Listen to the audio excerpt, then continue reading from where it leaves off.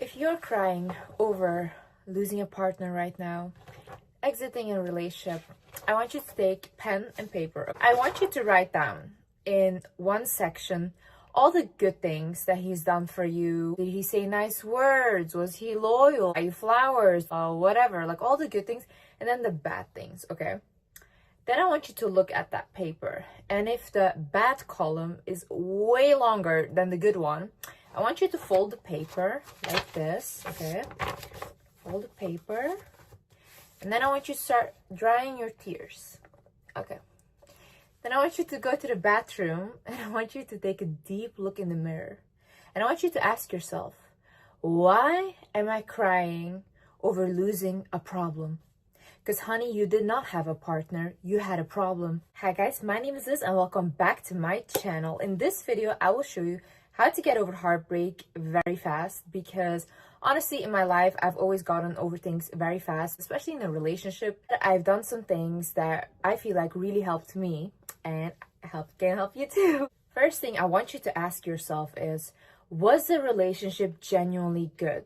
We have this psychological phenomenon. It's called rosy retrospection. So what our brain basically does in any situation that involves loss, like loss of a friendship, loss of a job, loss of a partner, what your brain is going to do is remember the more positive memories, because it's like a coping mechanism for the brain to just make you feel better. Now, you have to genuinely be honest with yourself and get out of that emotional state and be like, let me actually reflect on the relationship. What I, for example, did with my recent ex right now, when I just found out about the cheating, I was like for 2 days in very much shock, because this person portrayed themselves as someone that they weren't. So now I have to question, who did I sleep next to for the past year? You know, like who is this person actually? So then when I started really reflecting on the relationship, I was like, it wasn't that good. I felt suffocated. I had all these things and I'm like, the relationship wasn't good. So I honestly got what I wanted. And I remember the first time that I saw him again was in London. That was like 3-4 weeks after this all had happened. And we sat down and we had a conversation, and I looked at him and I said, you know, I'm so grateful that you did this, because you allowed me to step out of this relationship. Because I'm the kind of person, I am very patient with a partner and I don't like to date around. I will stick to one partner. And even if like things happen where I'm like, oh, that's a red flag, but it's not that bad, so then I stay. After only a shocking things happen or something where I'm like, oh, that I can definitely not accept, I feel like I give myself permission to leave. Because otherwise I constantly feel bad for the person. I feel like I'm abandoning them, you know? Ask yourself, like, was a relationship genuinely good? Or are you literally like talking yourself into thinking that it was genuinely good? Because if it was that good, why did it end? Like, what was the reason that it ended? Another thing you should ask yourself is, are you heartbroken or is your ego hurt? So when our ego is hurt, we normally look at our self-worth, okay? We feel like we weren't worthy enough, or that person didn't view us as highly as we thought they would, or love us as much. But I can honestly tell you, honey, listen to me, it was not about you. If a person did something bad to you, or if they cheated on you or did whatever, there is nothing you could have done that person would not have done that. That is their character. And you shouldn't take their character and put it on yourself and be like, this defines me. No, it doesn't define you. Like, if you were genuinely good with them, if you were honest, if you were loyal, and they did you like that, then there's nothing you could have done. You could have like literally controlled them more, did this more, did that more, whatever. They would have still done that. That is in their character. You have to think like, oh my God, someone that wants to hurt someone in that kind of way, how do they think? You have to be very, very selfish, first of all, and you have to be so inconsiderate of your partner to do that. So they just didn't consider you, and they won't consider the next person. That is the pattern. That is who they are. Like, for example, when my dad cheated on my mom for like the 7,000th time, but then this time he actually got married to another woman and he left. He called her and he was like, look, I still want you back. I still want to be with you. And my mom was on the phone and she told him, listen, I do not feel any sadness that you left, because you are a problem, and you are a problem that has left. And she said, I feel bad for your new wife, because you did not leave with a new personality. You left with the same personality that you have. And guess what, guys? My oldest brother, he's the only one that still talks to my dad, and he's around him. He told us dad has like 2 daughters now and a son. The way he abuses this woman is really not normal. And these little daughters of that new wife go to my dad and they say, why do you do this to our mom? And I'm literally thinking to myself, you're out here traumatizing every single child. Like, how is this normal? This is not normal. But look, he never changed. He just switched the woman, but his character stayed the same. Also, as you guys know, like I said in the last video, I have joined BetterHelp myself. I already had 2 sessions. Another thing is, losing a bad person is never a loss. You got protected. God gave you the biggest protection. Even if it takes 10 years, even if it takes 20 years, at the end of the day, when you have that switch in your head and you click and you say, you know what, this is what I won't accept anymore, and you walk away, or you say like, this is the last time you've treated me like that, and you walk away, I applaud you. And honestly, God bless you with opening your eyes, because a bad person is going to ruin you.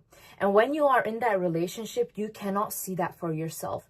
You cannot see the future ahead because you're kind of confused in an emotional, abusive situation as well. You don't know what's really going on, and you start to kind of become like a zombie. But I promise you, once you're out of that, and once you look back, clear eyes, you're like, what the fuck was I in?